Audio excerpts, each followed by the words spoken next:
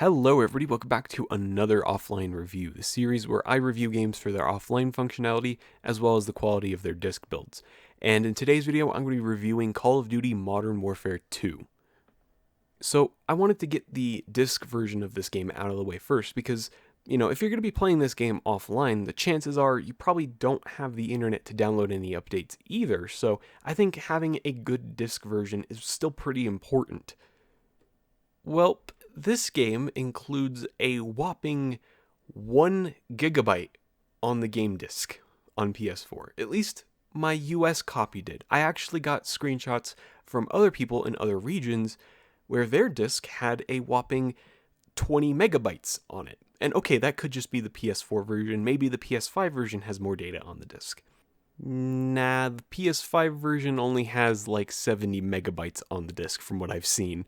So yeah, like none of the versions of this game have really any meaningful amount of data on the disc, like at all.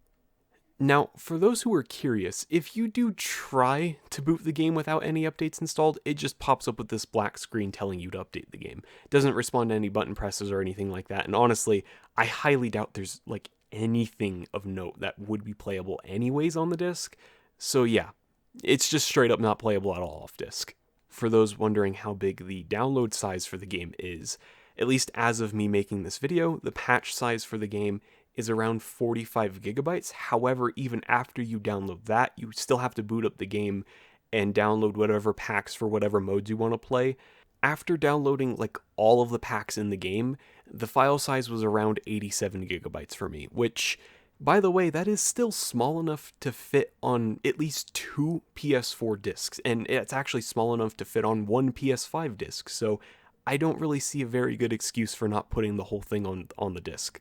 Not only that, but it also means if you have capped internet data or your internet is just slow in general, you're basically screwed. And also, this game is only going to get bigger with time, so it's only going to get worse as time goes on.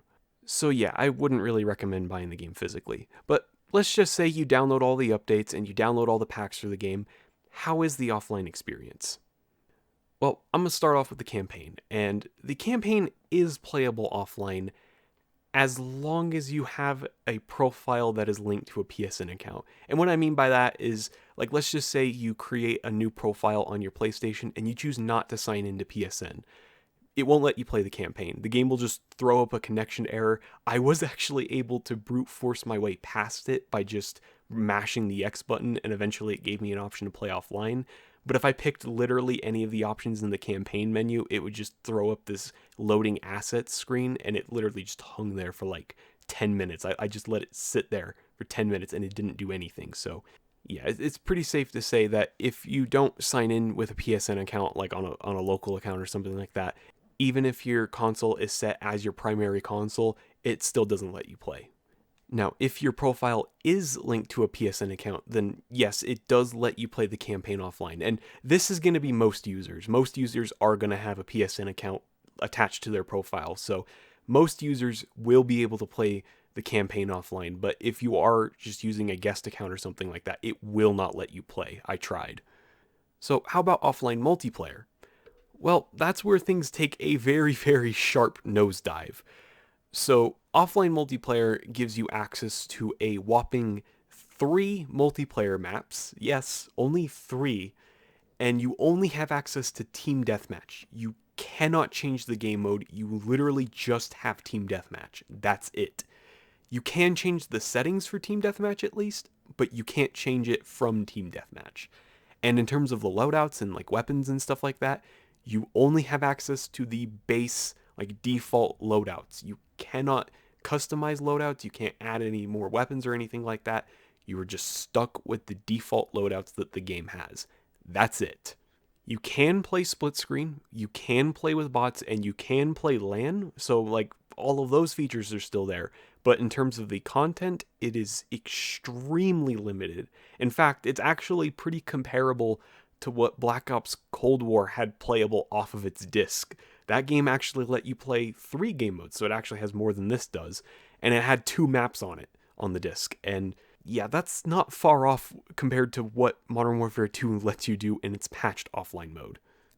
I really can't think of a good reason why they would lock off those modes and maps in offline mode, because the only reason I might be able to think of is that maybe the maps and modes weren't set up for bots or something.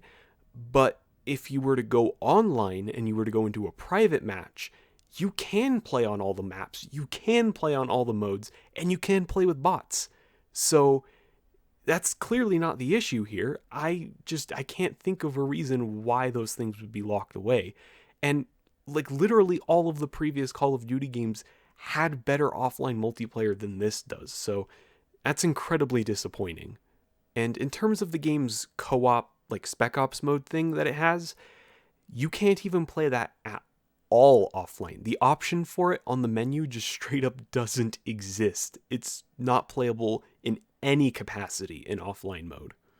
So yeah, the overall offline experience in Modern Warfare 2 is extremely limited outside of the campaign, and even that actually has its own caveats. So yeah, it's not a particularly great experience offline.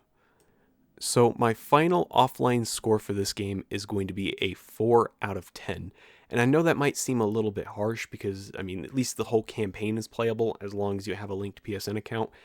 But in my opinion, I don't really think it's unreasonable to want this game to have at least equivalent offline functionality compared to the previous games. And it's not even a contest, it's just so much worse overall compared to the previous games.